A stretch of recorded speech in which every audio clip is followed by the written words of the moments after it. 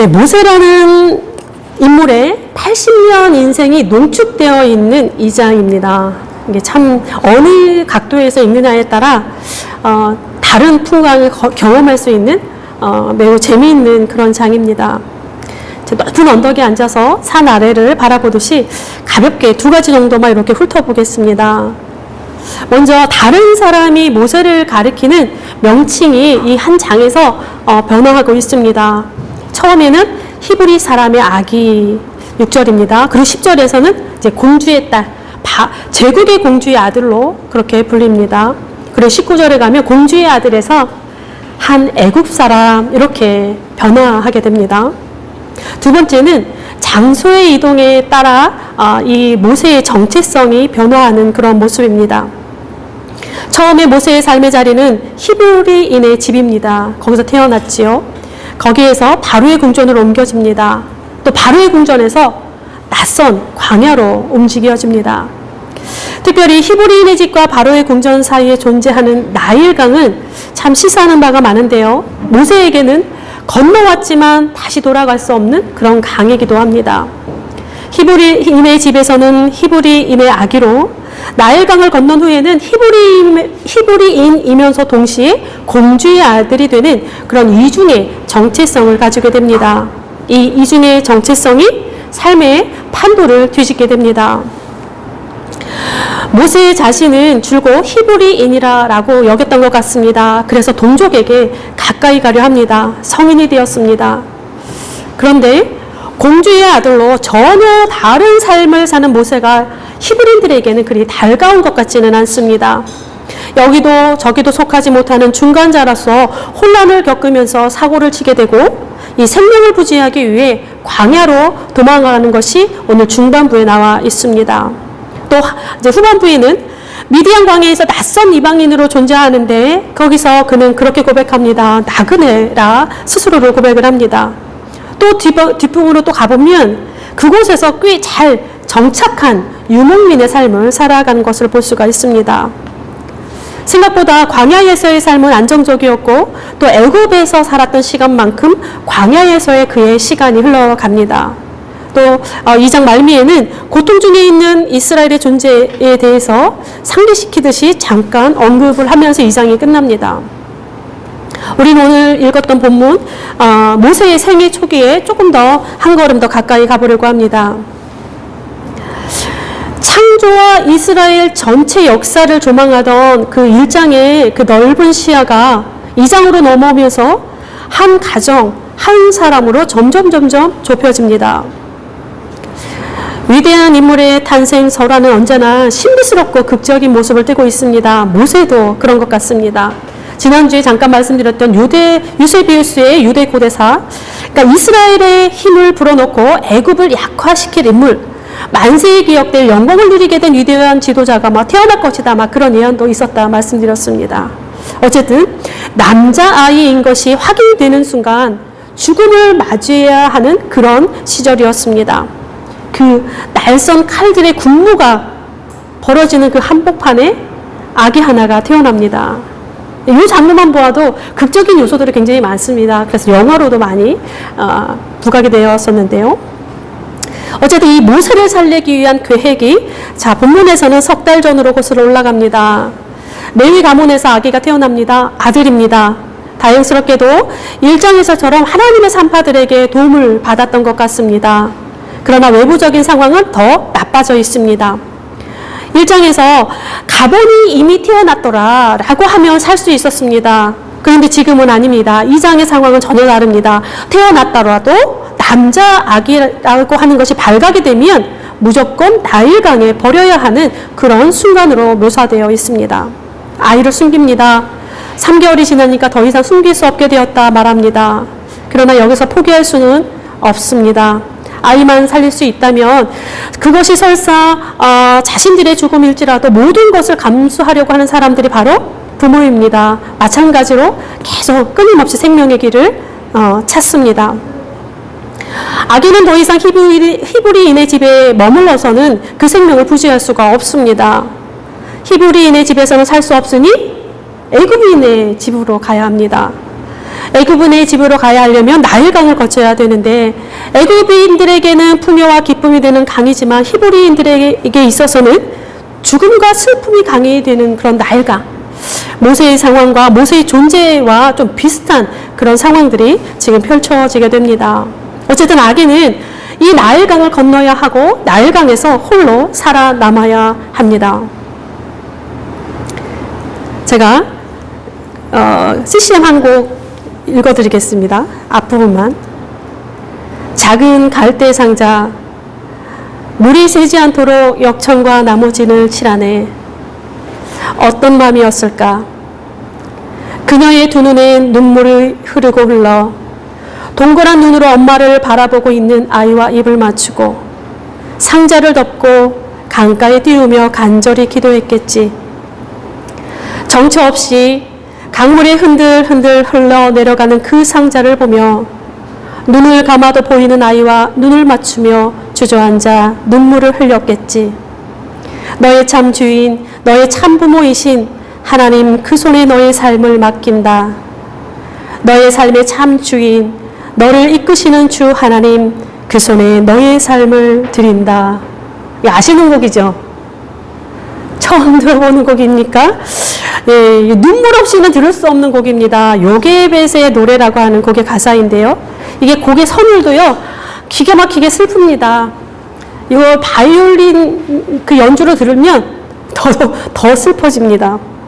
여기 아마 제가 알고 있는 분도 이 곡을 들으면서 많이 울었던 걸 제가 알고 있어요. 네, 듣기만 해도 마음 뭉클해지는, 그리고 숙연해지는 비장한 무언가가 엄마들의 가슴 속으로 쑥 들어오게 되는 그런 곡입니다. 부모라면 한 번쯤 들어보셨거나 누군가가 한 번쯤은 들려주었을 법한 그런 곡입니다. 게다가 이 노래를 들으며 눈물 안 쏟은 대한민국의 엄마는 아마 드물 것입니다. 읽기만 해도 드라마틱한 이 가사, 뭉클해지는 가사, 오늘 본문을 배경으로 한 그 CCM입니다. 특히 정처 없이 강물에 흔들흔들 흘러내려가는 그 상자를 보며 이 떠나가는 아기 바구니를 바라보는 이 지점에서 엄마들의 눈물샘이 그냥 싹 다 무너져 버립니다. 강물 위로 정처 없이 흘러가는 바구니 하나, 그것을 바라보는 엄마의 마음은 하염없이 무너지게 되는데 본문은 사실 그런 장면이 아닙니다. 제가 좀 엄마의 감성을 파괴할 것 같은데, 예, 좀 미안합니다만, 아기 바구니가 담긴 이 모세의 상자가 나일강 한복판을 흔들거리면서 둥둥 떠다니는 장면은 없습니다. 잘 읽어보세요.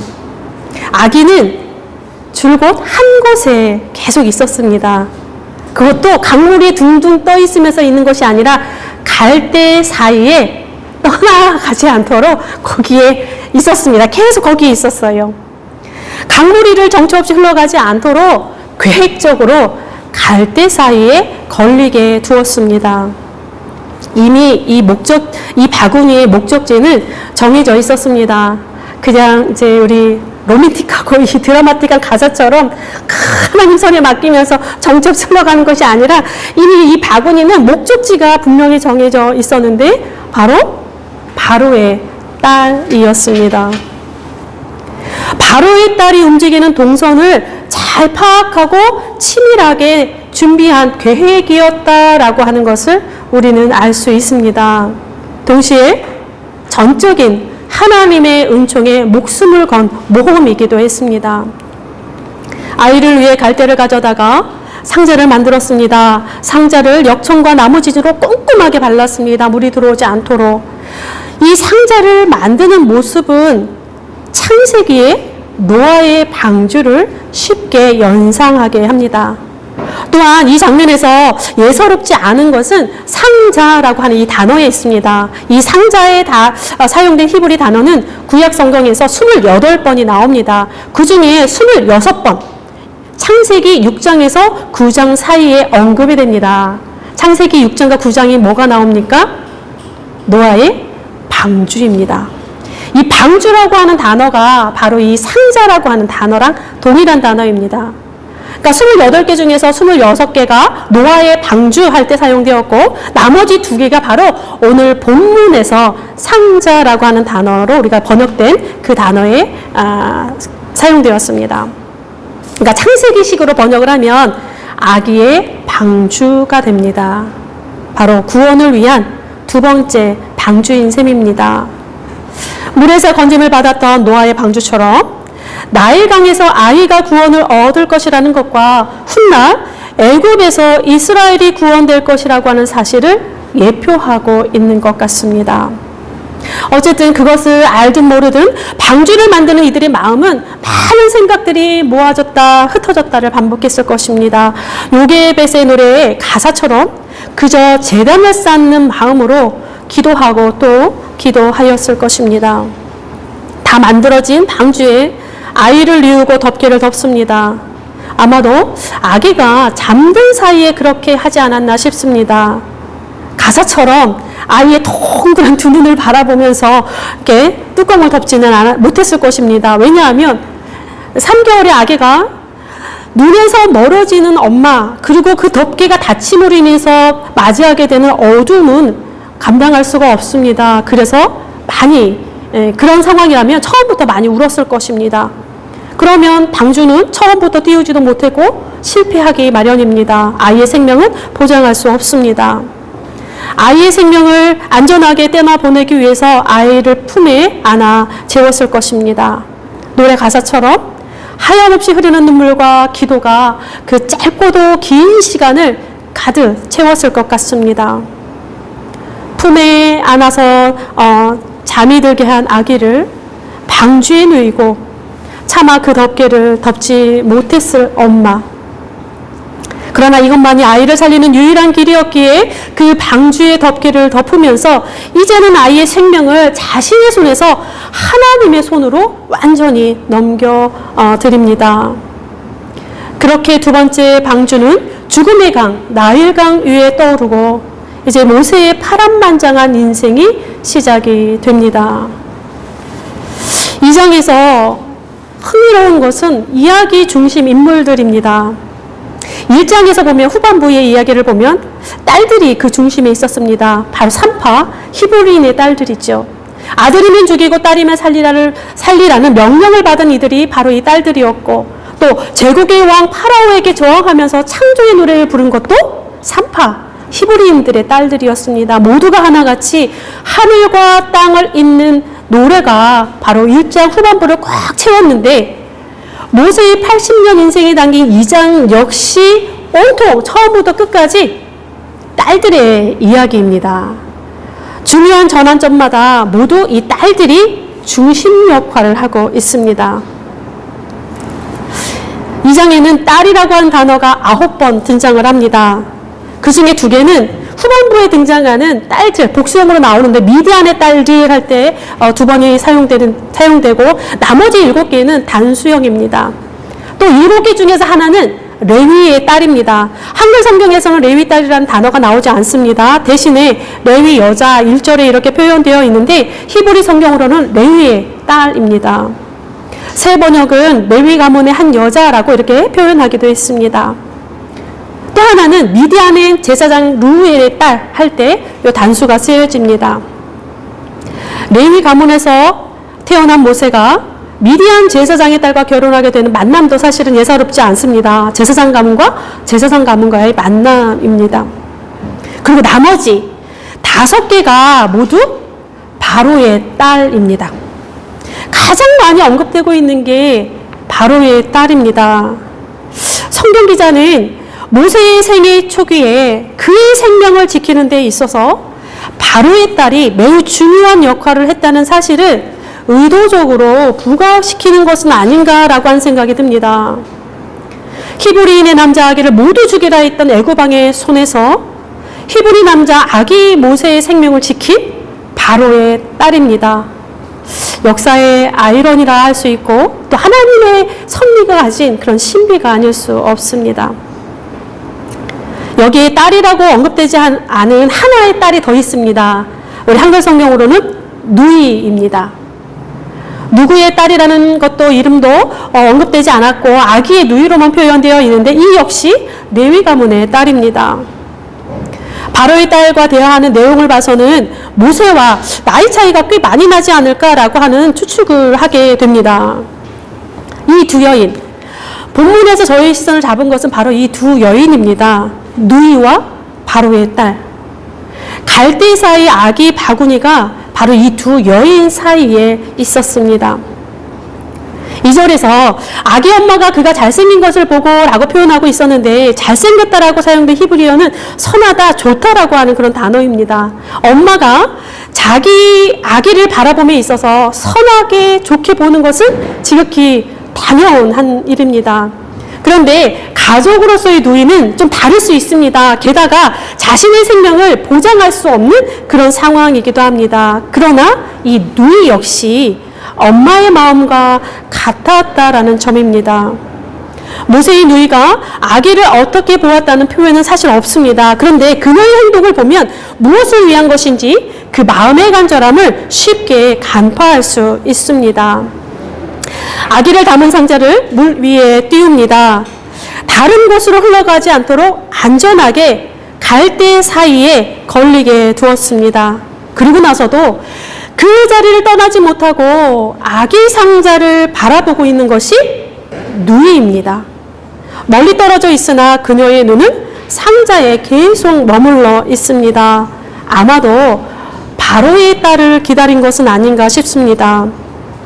히브리인의 집에서는 키울 수 없으니 애굽인의 집에서 키워야 했고 애굽인의 집에서 가장 안전한 곳은 바로의 궁일 것이다 라고 하는 위험천만하고 발칙한 생각을 한 것도 누이가 아닐까라고 하는 생각이 들었습니다. 하여간 바로의 딸이 지나가는 길가에 공주의 눈에 띌 수 있는 곳에 아기 상자를 두었다라고 하는 것은 바보가 아닌 이상 이건 분명 계획입니다. 바로의 딸에 대해서 그 사람이 어떤 사람인지에 대한 것은 설명이 없습니다. 그러나 아기를 살릴 수 있는 유일한 사람이 또한 바로의 딸이라 믿었던 것 같습니다. 아기 상자가 갈대 사이에만 있으면 아기는 죽습니다. 강물에 떠나려 간다면 더 위험할 수도 있습니다. 사람의 손에 닿아야 되는데 정말 마음 착한 애굽의 손에 들어간들 애굽 왕의 명을 거역하기라고 하는 것은 쉽지 않습니다. 바로의 명을 어길 수 있는 유일한 사람, 바로 바로의 자식들입니다. 자식 중에서도 제국을 이어갈 아들은 위험하고 딸이 좀 가능성이 있겠습니다. 바로 이 바로의 딸이 아기에게 은혜를 베풀기만 한다면 아기는 살 수 있습니다. 생명의 유일한 통로가 되어줄 수 있습니다. 이 계획대로 바로의 딸에게서 아기 상자는 발견이 되고 상자는 바로의 딸에게 전달이 됩니다. 바로의 딸이 상자의 뚜껑을 열어봅니다. 여니까 아기가 웁니다. 아마도 어둠 속에서 눈을 떴고 또 그 어둠에 무서웠던 모양입니다. 우는 아기를 바라보며 바로의 딸이 불쌍히 여깁니다. 이 불쌍히 여기다라고 하는 히브리 단어가 매우 중요합니다. 바로 이 단어가 어떤 단어냐면 아끼는 행위를 이끌어내는 감정이다, 그렇게 주석에 되어 그러니까 사전에 기록되어 있습니다. 특별히 이 어근이 가진 의미가 남다른데 절박한 어려움에서부터 피신시키는 행위로 귀착되는 감정적인 응답이다 합니다. 그러니까 행동을 이끌어내는 감정이다라고 하는 거예요. 절박한 어려움으로부터 피신시키는 행위, 그것을 이끌어내는 감정, 바로 그 불쌍히 여기는 마음이 바로의 딸에게 들었습니다. 이어지는 두 여인의 대화도 예사롭지 않습니다. 공주는 이미 그가 죽어야 할 히브리인의 남자 아기라는 것을 잘 알고 있는 상황입니다. 그런데 누이는 우는 아기를 바라보며 불쌍히 여기는 그 바로의 딸의 표정을, 그리고 그 마음을 읽어냈습니다. 그리고 조심스럽게 이야기합니다. 그 말이 참 지혜롭습니다. 내가 가서 당신을 위하여 유모를 불러다가 젖을 먹이게 하리까. 아기를 위해서가 아니라 당신을 위하여. 그랬더니 바로의 딸이 이렇게 대답합니다. 유모가 불러서 왔죠. 나를 위하여 젖을 먹이라. 나를 위하여 젖을 먹이라. 불쌍한 히브리 아기의 상황이 아니라 불쌍히 여기는 공주의 마음으로 문제의 중심을 싹 옮겨놓으니까 해결 방식이 달라졌습니다. 이제 아기가 보호받으며 건강하게 자랄 수 있는 것은 그가 불쌍한 아기라서가 아니라 바로의 딸을 위한 명분이 되었습니다. 상자에 물이 새지 않도록 꼼꼼하게 역청을 바르듯 모든 일을 꼼꼼하고 섬세하게 그리고 지혜롭게 행한 누이와 이유야 어찌되었건 아기를 향해서 불쌍히 여기는 마음을 선택하는 이 바로의 딸, 살리려 하는 자와 불쌍히 여기는 자, 이 두 딸들 사이에서 이 두 딸들이 모세의 진정한 방주가 되어 주었습니다. 바로의 딸도 아버지의 노여움을 사면 사실 해결 방법이 없습니다. 자신에게 해결할 수도 있는 그러한 시대입니다. 성경은 비오동 공간이긴 하지만 아무리 바로의 딸이라 할지라도 히브리인의 남자 아기를 자신의 아들로 키울 수 있었던 것은 바로의 딸에게 임한 하나님의 은총과 은혜가 있었기 때문일 것입니다. 이렇게 모세는 자신을 죽이려는 자의 바로 그 그늘 아래서 보호받으며 성장하게 됩니다. 참으로 역설이 아닐 수 없습니다. 가장 중요한 순간에 가장 연약한 자들, 이 딸들, 1장부터 2장까지는 사실 다 온통 딸들의 이야기입니다. 가장 사회적으로 연약했던 사람들을, 그들을 사용하셨고 가장 연약한 그 순간에 생각할 수 없는 뜻밖의 힘을 가져다 주셨습니다. 하나님의 섭리와 행하심은 이 2장 서두만 봐더라도 참으로 신비롭습니다. 이 신비롭고 역설적인 하나님의 섭리와 행하심이 우리의 삶에도 충만했으면 좋겠습니다. 사순절 둘째 주일입니다. 바로 우리를 불쌍히 여기시고 우리를 살리려 고난의 길을 가신, 그래서 우리의 구원의 방주가 되어주신 우리 주 예수 그리스도로 인하여 새롭게 다가오는 모든 시간이 이 땅을 살리는 선한 통로가 되기를 바랍니다. 기도하겠습니다. 역사의 주인이신 하나님, 주께서는 못하실 일이 없사오며 무슨 계획이든지 못 이루실 것이 없습니다. 선하신 하나님의 섭리와 능력이 온 땅에 충만하기를 간절히 바랍니다. 우리가 비록 연약하나 살리는 자로 살아가게 하시고, 우리가 비록 어리석으나 우는 자를 향하여 불쌍히 여기는 마음을 지니게 하옵소서. 우리의 거짓을 벗기시며 우리의 탐욕의 힘을 잃어버리게 하시고 오직 하나님을 온전히 바라볼 수 있도록 우리의 마음과 눈을 맑게 하옵소서. 판단을 비틀고 생각을 혼탁하게 하는 모든 것에 휘둘리지 않도록 도와주시고 우리의 걸음이 언제나 주의 시선이 머무는 곳을 향하게 하옵소서. 우리와 동행하시되 부족함이 없게 하시고 우리와 함께 하시되 평강으로 임하여 주옵소서. 전쟁과 재난은 멈추질 않고 탐욕과 폭력은 여전히 우리의 것으로 남아 있습니다. 주님 불쌍히 여겨 주옵소서. 튀르키예와 시리아, 우크라이나의 주의 평화가 임하게 하시고 이 땅에도 구원을 바라며 우는 모든 이들을 도와 주옵소서. 우리는 이제 삶의 자리로 흩어져 갑니다. 우리 책임있는 교회 모든 형제 자매들이 자신의 삶의 자리에서 우는 자들의 방주가 되게 하옵소서. 불쌍히 여기시고 살리시는 예수 그리스도의 이름으로 기도드립니다. 아멘.